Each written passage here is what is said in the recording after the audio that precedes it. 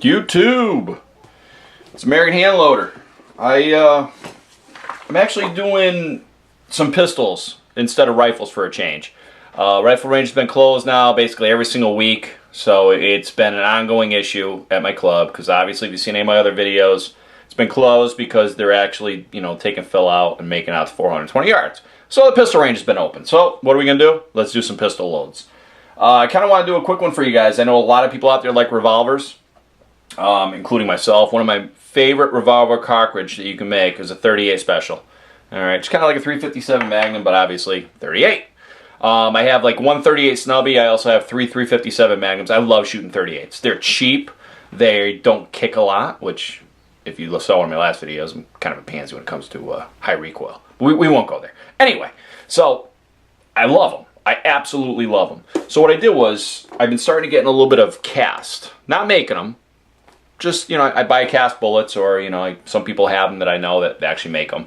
And I've been kind of looking at doing some loads. Well, I just picked up a 250 count, 150 grain semi-wad cutters. Let me show you what they look like. Now, this is kind of what they look like. So, and it's cast. So, oh, jeez. So it's pretty, pretty cheap. Pretty. I mean, this whole thing here for 250 count cost me $30. So it's extremely cheap, compared to what with 250 rounds of regular, basically ball ammo or flat nose or something, it'd be a lot more money. So, they're not badly priced. I mean, maybe it's about the same, but whatever. I mean, it's still cheap enough. The other thing too is I'll be using on this load here is 231, which is a great powder. I love doing 231, especially for 38 loads. The biggest kind of problem that I ran in with doing the 38s is 150 grains. You don't see a lot of 150 grain, like, if you look in the cast book, let me show you what I'm talking about. You don't see really a lot of loads for the 150 grains. There's actually only one. Jeez, that thing's gonna kill me today. There's only like one load in the. It's right over here, right where my thumb is. It's 150 grains, and they're not even semi-wad cutters. They're just regular wad cutters. So, but they have 148 that is basically a wad cutter too. But if you look up at 155 grains, right over here, it's a semi-wad cutter. Okay. So, between 150 and 155, it's only 5 grains. So, I've been kind of doing some research here on the 231 and seeing exactly where the loads would go. And I think I'm going to be using 3.5 grains of 231. At the 155 grains I was looking, it's 3.5 for a starting, 4.7 for a max load. At the 150s, that are not the semi-wad cutters, they're the straight wad cutters, you're looking at, for 231, 3.7 to 4.2.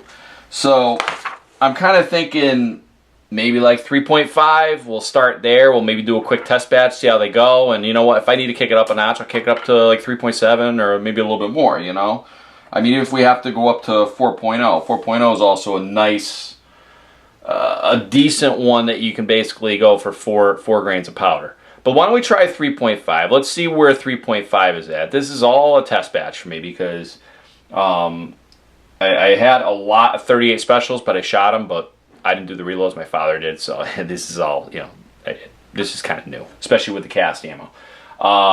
So why don't I go through? Why don't I start decapping these and sizing? I already got the die in here already set up, as you saw in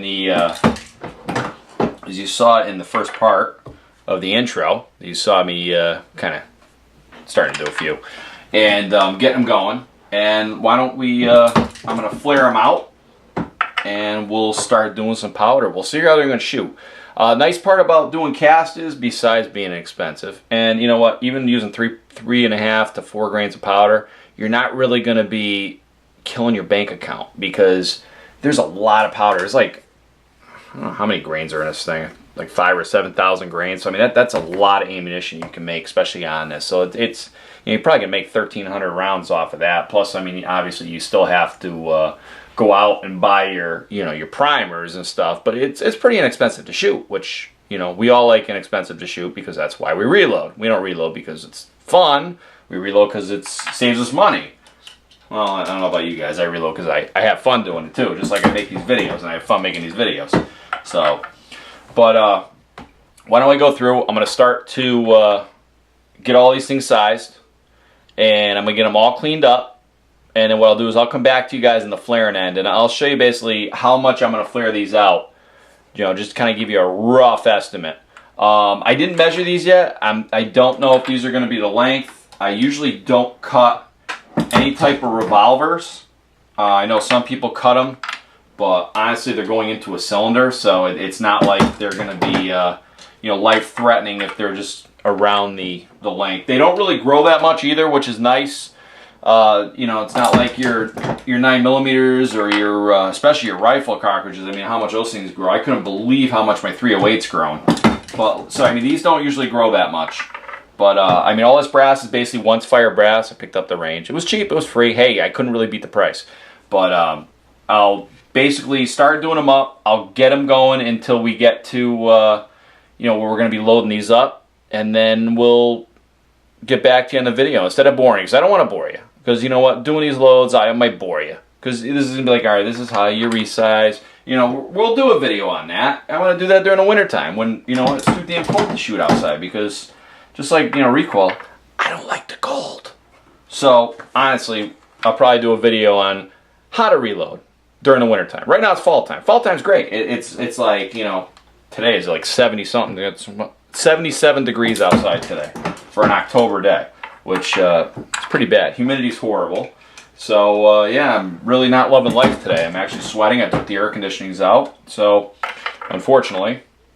But I don't know if I told you guys, I got some good news for you. Anybody that's been watching my videos, following me on YouTube, if you notice in a lot of my past previous videos, I've had serious issues with my 300 blackout. Serious issues. And where I couldn't get it on paper, and it was going off the paper, and people were like, well, why didn't you shoot it beforehand? Well, I did. I did, and it looked like it was on paper. Everything was good, and all of a sudden I shoot the video, and it walks off the paper. I'm a freaking idiot, man. I know what I did? When I mounted the scope, which I changed the scope, by the way, I have now a 3x9 on it, and it's sighted in for 100 yards. Anyway, what I did was when I mounted the scope, I mounted it, half the scope was on the actual receiver, half the scope was on the handguard, like a moron. I didn't even think about it until somebody brought it up to me, like, why'd you mount the scope on the handguard? I'm like, yeah, because I'm a freaking idiot. You know what? I did it. It was late at night. I was tired, and I don't know why, but I mounted it, and yeah, we won't even go there. But so we're going to start getting the 300 blackout. That's going to be coming back. But today I want to do the 38s because, like I said, the pistol range is open. I can kind of go up whenever I want due to my work schedule. And I know my supervisor is going to be watching this video, so no, I will not take any time off of work to finish the video because my supervisor subscribes to my page. So we won't be doing that at all. But anyway, so what we're going to do is on a day off that I have, we're going to do part 1 here at the bench for the 38 specials. We're going to bring them up to the range. We're going to see how they group with the 3.5 grains. Okay, and you know what I'll probably do actually. I'll probably maybe do, yeah, you know what, let's just do all 3.5. That way we'll see how they group. We'll see how the recoil is. It shouldn't be that bad. We'll see how they group. We'll see if it's even worth keeping those. And go from there. I mean, right now it looks like it might do pretty well. Because I'm looking at the 155 grains, you know, at 230, it's starting off at 3.5 as your starting grains. So I don't know, you know, these are there's a little bit less, they're 150 grains, so I'm thinking we might be okay. So what we'll do is let me get all these things prepped, because I don't want to bore you, which I'm probably boring you right now. Let me get them all prepped. Once we start putting powder in these things, I'll get back to you, and I'll show you what I'm going to be using for the overall length, and we'll get everything set up. And these also, by the way, will be crimped, which I will explain to you when we come back. Okay guys, I just kind of went through, I sized them all, I decapped them all, and you know, polished out the holes obviously too, to get them ready for primering.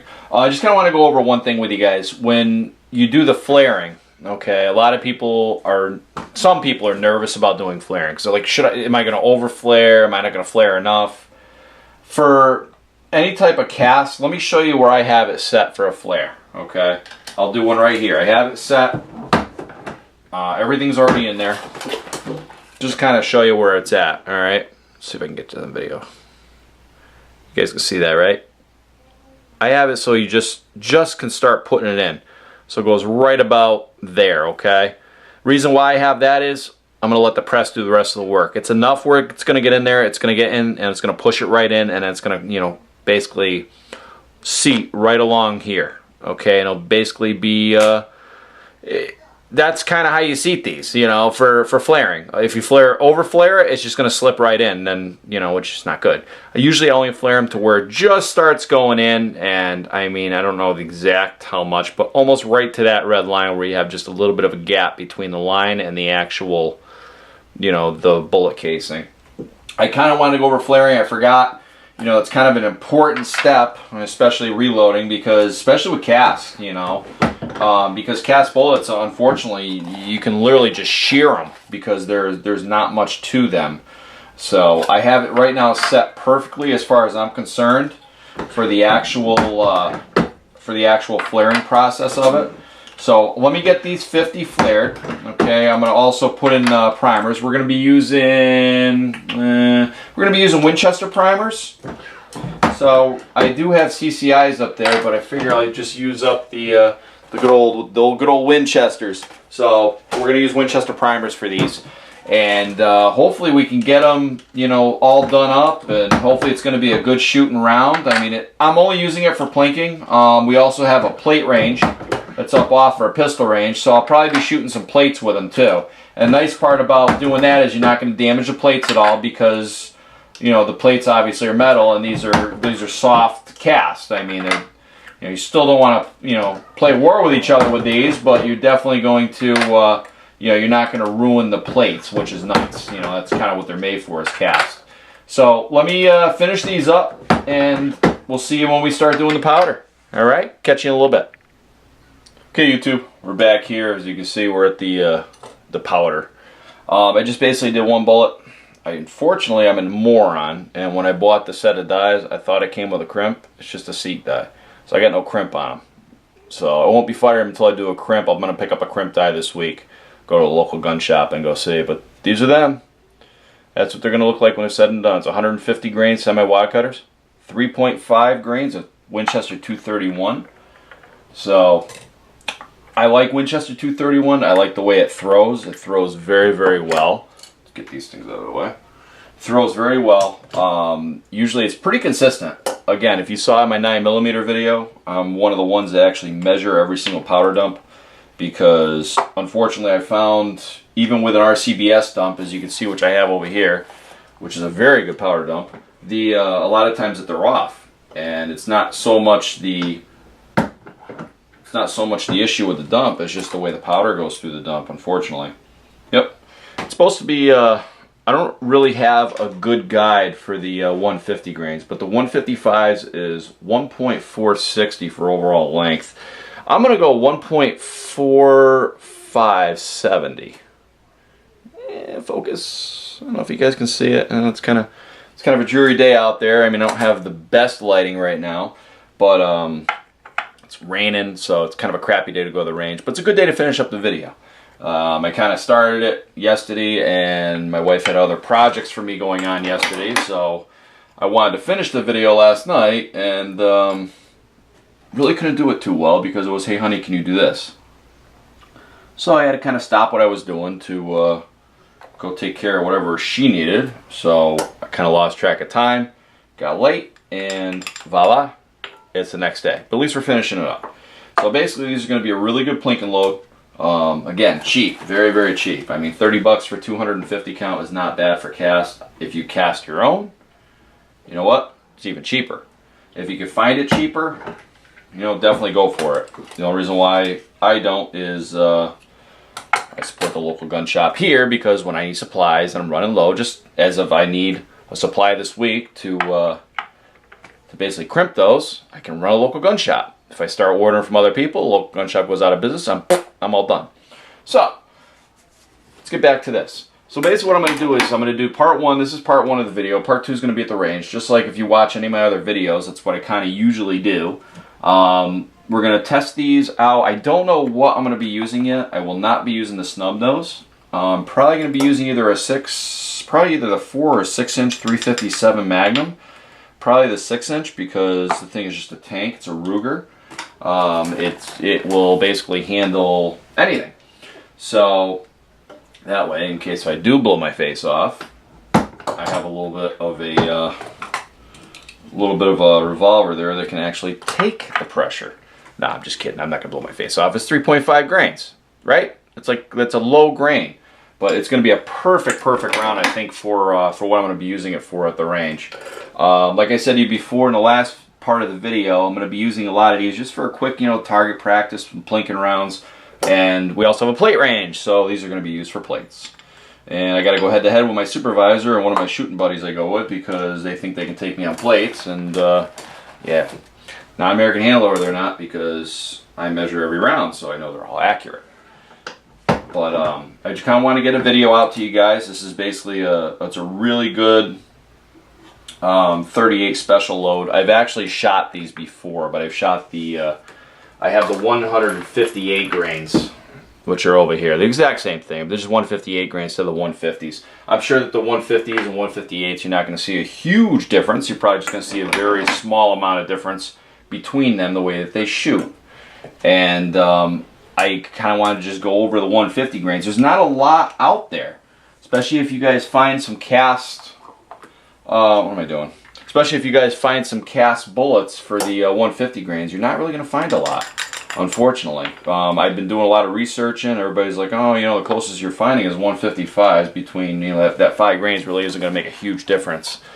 So I just kind of want to do a quick video for you guys. That way, if somebody else runs into the same issue I had trying to find loads for the 150 grains, you know what?